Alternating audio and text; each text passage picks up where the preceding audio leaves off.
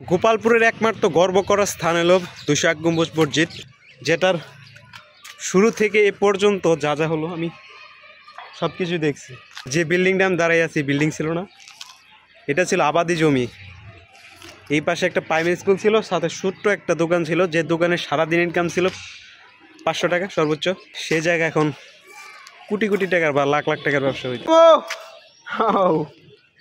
খুবই সুন্দর লাগে যে জায়গাটা দেখতে, একদম শুরু থেকে মানে পিলার তোলা থেকে এতটুকু টাইস সৌন্দর্য যতটুকু হয়েছে পুরোপূর্ণ আমি দেখা।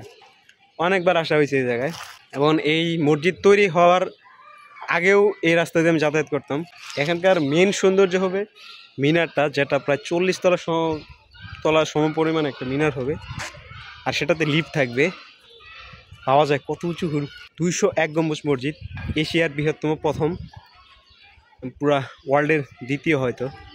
বড় গম্বুজটার ওইটার উপরে উঠছিলাম, এটা এখন না, যখন মসজিদটা তৈরি হয় ওই টাইমে উঠছিলাম, কারণ তখনই ভাবছি যে এই জায়গায় আর তৃতীয়বার উঠতে পারবো না, সুযোগ আছে তো উঠে পড়ি। আর এই মসজিদে প্রত্যেকটা গম্বুজের ভিতরে যাওয়া যেত, তো কিছু শয়তান পোলাই বানাইসা জায়গাটায় ভিতরে, মসজিদের ভিতরে আর কি নোংরামি কাজ করে, যার জন্য নেট দিয়ে বেড়া দিয়ে দিছে, আর ভিতরে যে কেউ যাইতে পারে। ওই পাশে যাব, আর গেলেই দেখতে পারবো এখানকার, সেটা একটা মার্কেট হবে হয়তো।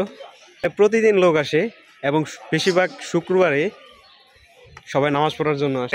টাঙ্গাইলের গোপালপুর, আমি ভাবি না যে গোপালপুরের দ্বিতীয় কোনো মানে ভালো কোনো স্পট আছে যেটা পর্যটককে মুগ্ধ করবে।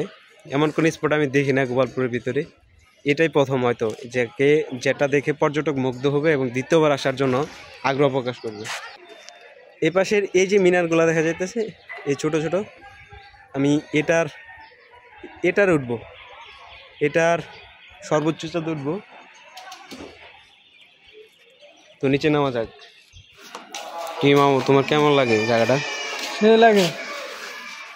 তাই কয়বার আসা হয়েছে এই জায়গায়? 3বার। 3বার মাত্র? বাড়ির থেকে 9 কিলোমিটার দূরের জায়গা 3বার আসা হয়েছে।